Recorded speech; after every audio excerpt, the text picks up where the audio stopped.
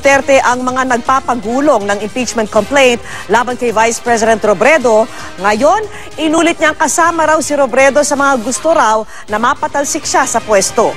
Sa graduation ng mga pulis sa Cavite kanina, nagkausap at nagtape pa sa upuan ang Pangulo at Pangalawang Pangulo. At dyan po tumutok si Cedric Castillo. Kahit pa humaba ang listahan ng mga napatay, basta't naayon daw sa batas at sa tawag ng tungkulin, sagot daw ni Pangulong Rodrigo Duterte ang bawat isang pulis. Performance of duty, 1,000 ang napatay mo, okay lang. I will defend you. I will protect you. Is that clear? Ito ang mandato ng Pangulo sa mga miyembro ng PNPA Masidlak Class of 2017 sa kanilang pagtatapos ngayong araw sa Philippine National Police Academy sa Silang, Cavite. Sa kanyang talumpati, inanunsyo ng Pangulo ang plano raw niyang trust fund para raw sa mga pamilya ng uniform personnel. Ang kanya raw plano, paabutin ang halaga nito sa bilyong piso. Nagbiro pa si Pangulong Duterte tungkol sa anyay pagkakaroon ng ilang pulis ng higit pa sa isang asawa. Basta wag lang babae, ha? Naya na pag matanda na kagaya sa akin. Kasi medyo, do not follow your leader. Yung leader ninyo, yun sila, hindi ako. Thank you. Panauhing pandangal din sa commencement exercises si Vice President Leni Robredo. Inabangan ang muling paghaharap ng dalawa matapos kasing manawagan ang Pangulo na tigilan na si Robredo. Guys, lay off. Let's stop it. Ang Pangulo rin ang muling umungkat kagabi ng issue na kasama raw si Robredo sa mga nagnanais mapatalsik siya sa pwesto. What's behind it? Itong si Trillanes. Wala, sundalo, mas mabuti pang security guard dito. And his elk. Sino ang isa? Si Dilima. Gusto na niya akong paalisin. Wala naman akong ginawang exhibition.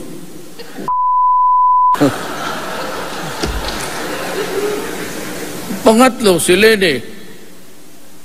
Natural. Kasi bakit pa siya maghintay kung nandyan yung opportunity?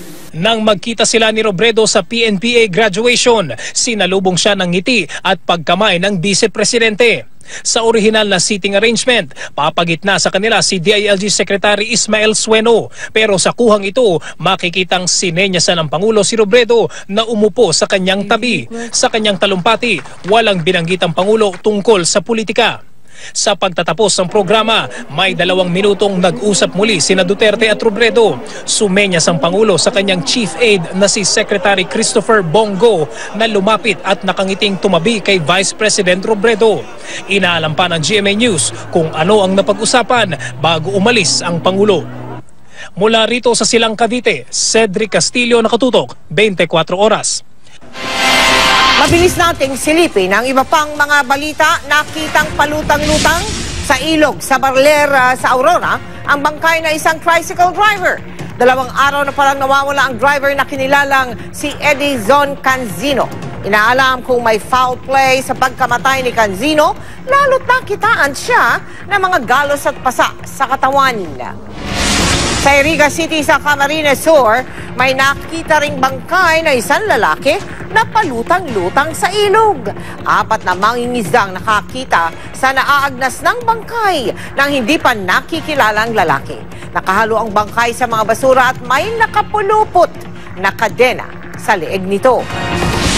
Patay ang driver ng isang multi-cab matapos bumangga sa isang truck sa Butuan City.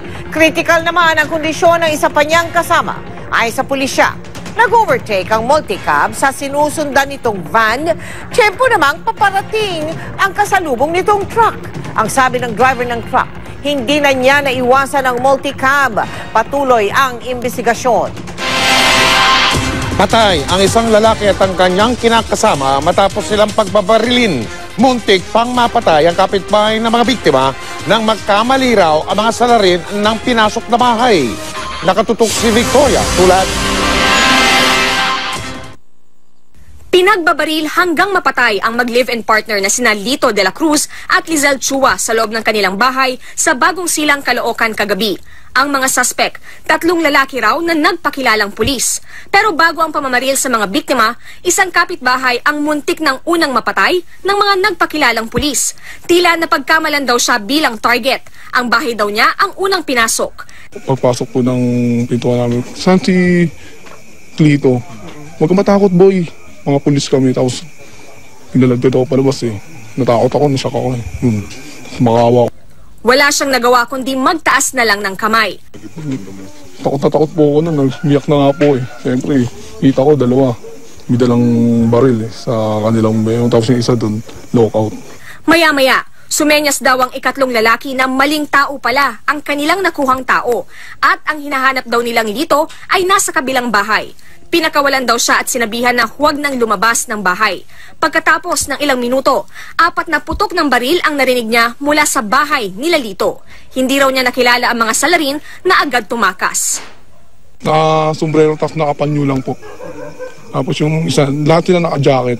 Walang nakitang droga sa crime scene ang mga nag-iimbestigang Caloocan PNP. 2 basyo naman ng di patukoy na kalibre ng baril ang na-recover. Tumanggi silang magbigay ng pahayag. Victoria Tulad, Nakatutok, 24 Oras.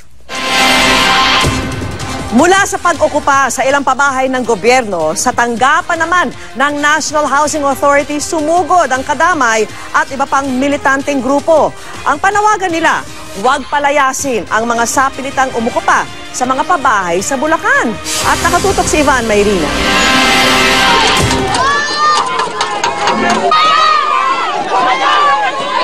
Occupy NHA naman daw ang misyon ng mga militante sa pagsugod sa punong tanggapan ng National Housing Authority sa Quezon City kanina.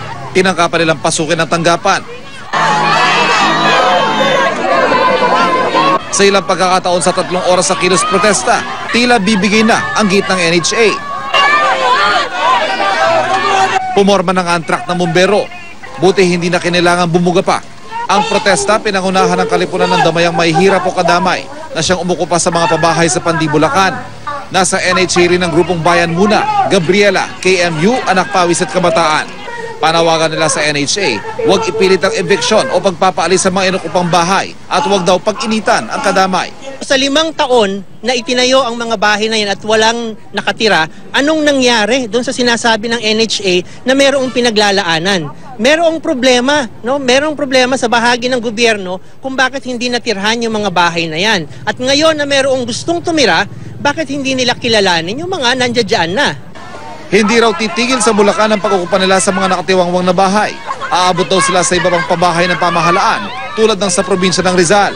Kami talaga ay may karapatan dito sa pabahay na ito. Alam natin na pera ito ng mamamayan, hindi pera ng NHA, hindi pera ni Numan. Sa kalagitnaan ng protesta, isang lalaki ang kinuyog ng mga ralista. Nagpakilala raw na intelligence officer ng pulisya. Intelligence daw sila, intelligence, pero may mga baril na kasibilyan. Tapos ayaw naman magbigay ng informasyon, ayaw magbigay yung ID, tapos ayaw naman sumama rin sa polis.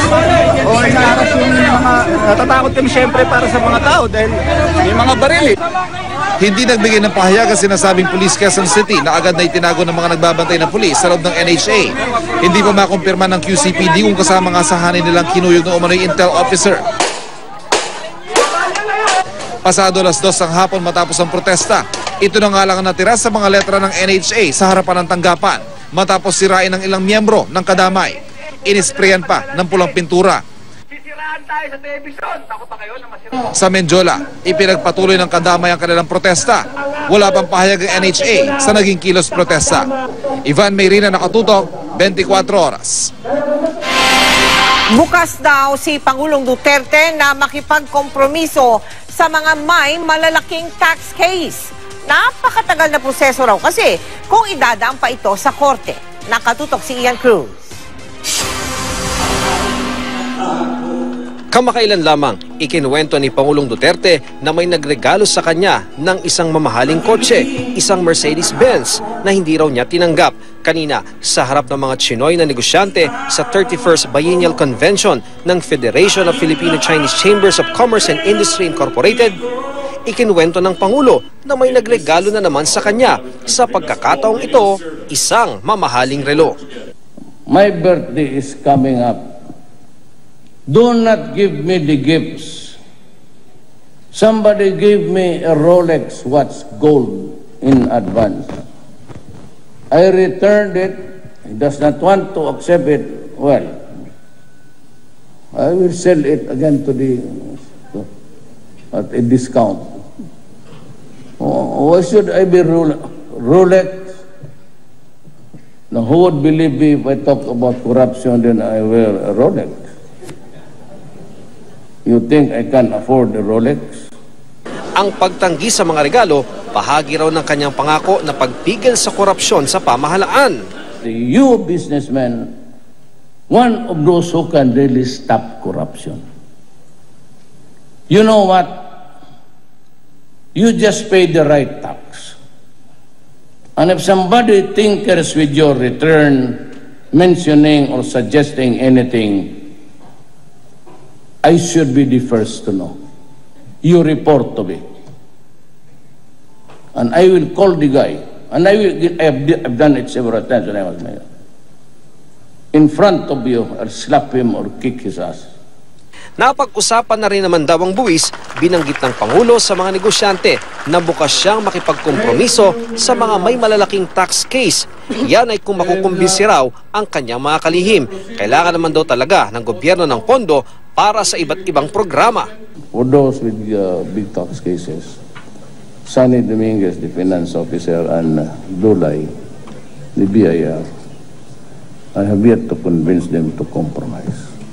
It is not illegal, it is not unlawful for me to suggest this, because rather than, if they choose to fight it in court, and it is so very slow process,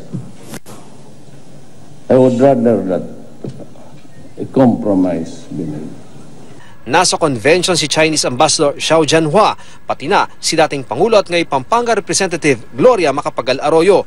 Pinapurihan ni Duterte ang China sa pagtulong sa Pilipinas sa aspeto ng infrastruktura at pagtanggap ng ating mga produkto roon gaya ng pinya at saging. Dadalo raw ang Pangulo sa Economic Forum sa China sa Mayo sa imbitasyon ni Chinese President Xi Jinping. I'm going there. I was invited by the President himself. The one road, one belt, one road. It's a very ambitious project of China. Sa nasabing forum, ilalahad daw ng China ang plano nito ukol sa ekonomiya at pakikipagkalakalan nila sa buong mundo. If we follow this movement of China, at least we'll be able to ride on the bandwagon. This will be a very big economic bandwagon, and the benefit would really be huge. Ian Cruz, nakatutok, 24 oras.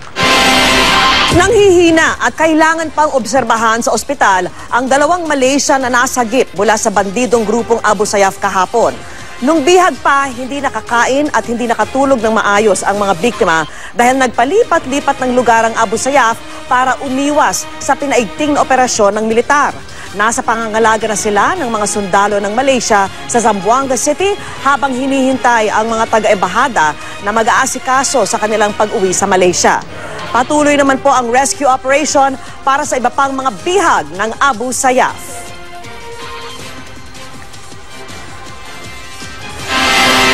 Sinampahan ng kasong disbarment sa Korte Suprema si Ombudsman Conchita Carpio Morales.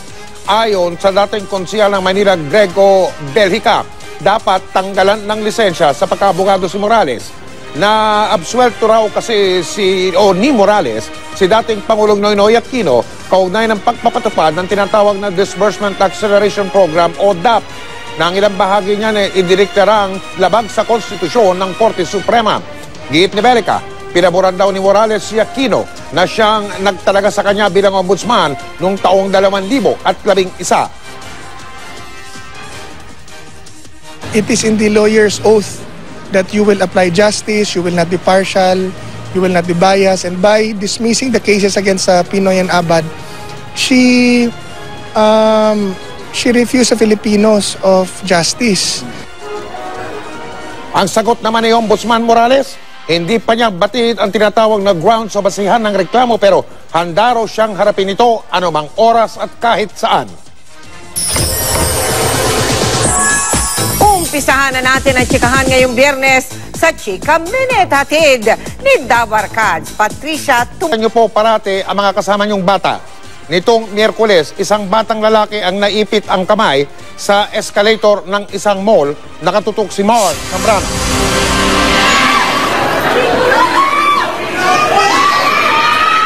Hindi tumitigil sa kasigaw ang isang gina nang maipit sa escalator ng SM San Lazaro Mall sa Maynila ang kanyang 4 na taong gulang na anak. Nilapitan siya ng isang lalaki. Maya-maya, dumating na ang isang naka-uniforming lalaki at mga gwardya ng mall. Habang iba pang tao, walang magawa kundi makiusyoso. Kwento ni Yus Cooper Tights Mariano, Miyerkules ng hapon ito nangyari.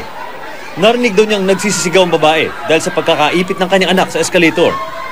Mabuti nilang daw at may isang lalaki na agad pumindot ng emergency stop button kaya tumigil ang escalator. Sa pahayag ng pamunuan ng SM Supermalls, mabilis na narespondihan ng kanilang emergency response team ang batang lalaki na dinala sa pinakamalapit na ospital. Nagtamo ng sugat sa kanang kamay ang bata na kailangan tahiin. Maayos na raw ang lagay ng bata at nakalabas na rin sa ospital. Hindi na rin naghain ng reklamo ang ina ng biktima.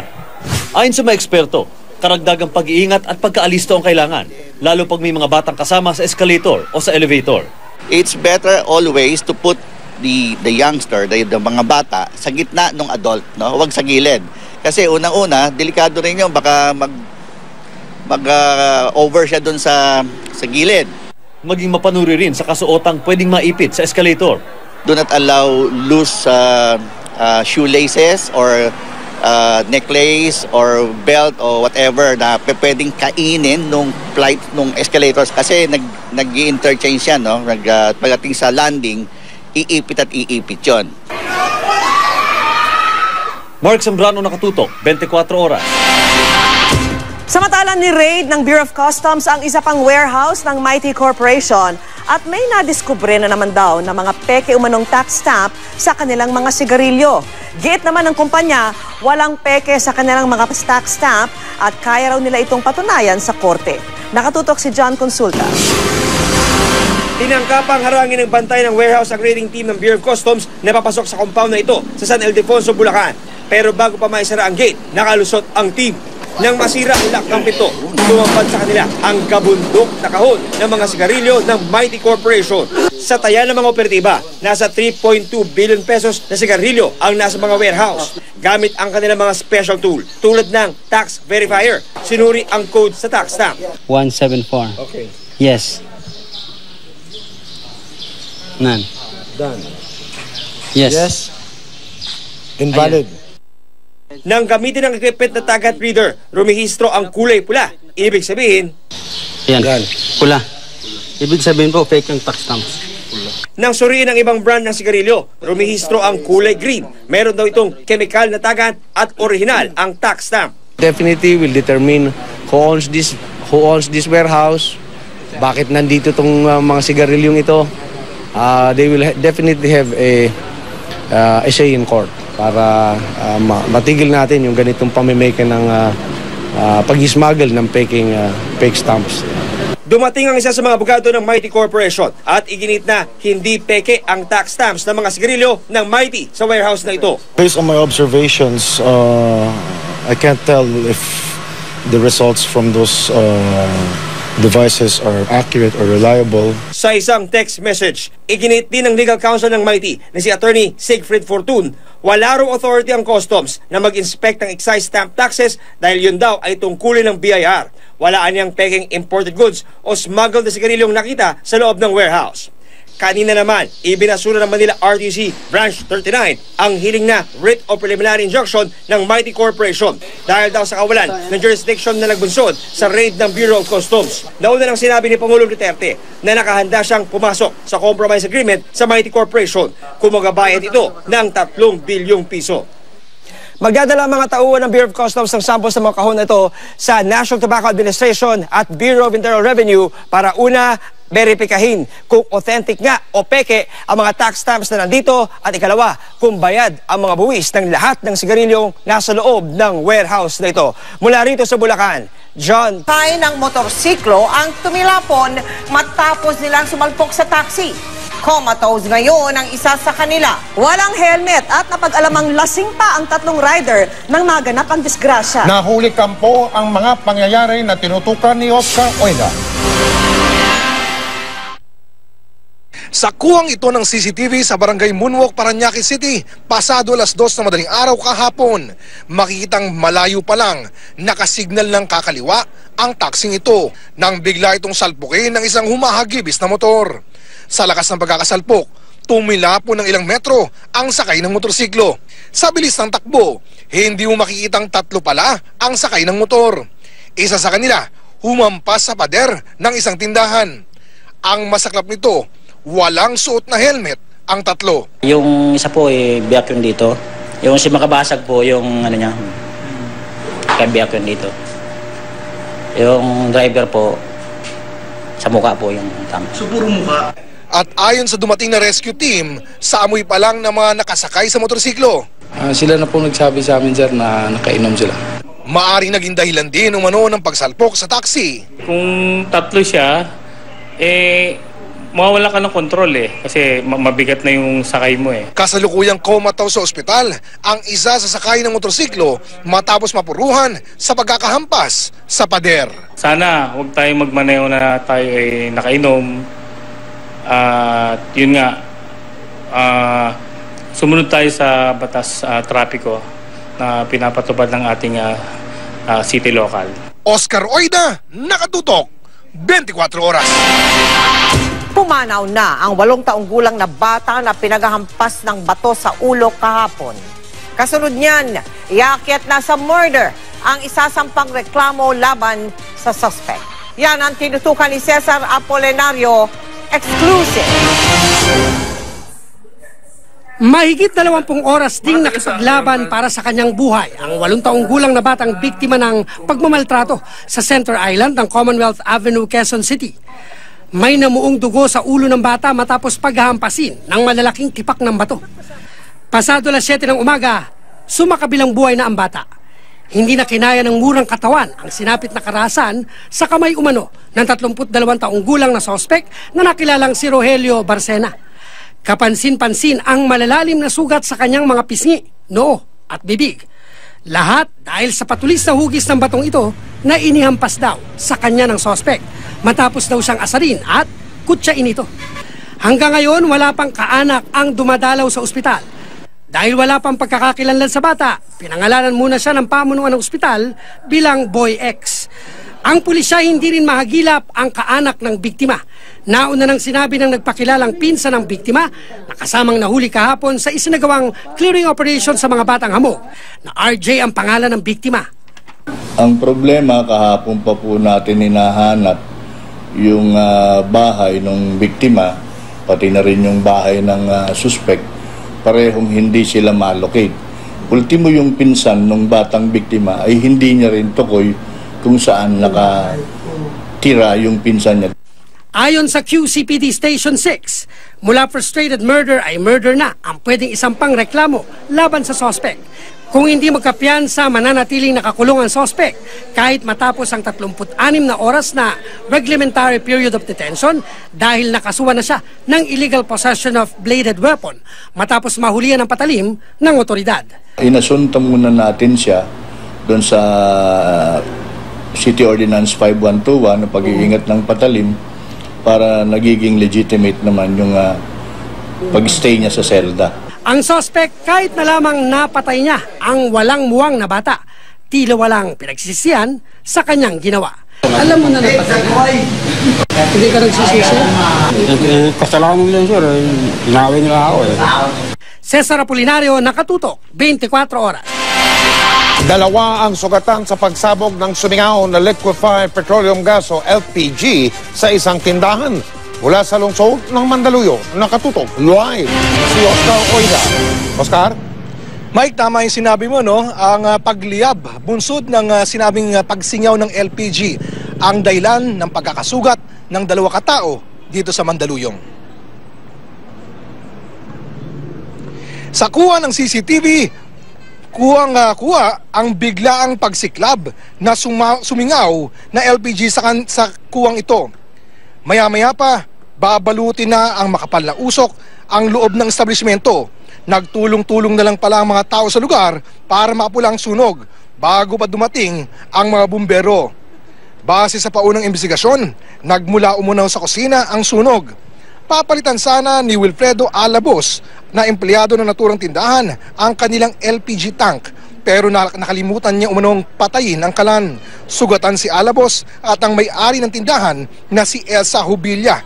Ligtas naman na raw ang dalawa, pero wala pa ring pahayag si Hubilla hanggang sa mga sandaling ito. Buti na lang sa taya ng BFP, hindi naman daw gaanong kataasan ang naging halaga ng pinsala dahil madaling naagapan ang sunog. Mike? Maraming salamat, Oscar Oida. At kahit sinaway kahapon ni Pangulong Rodrigo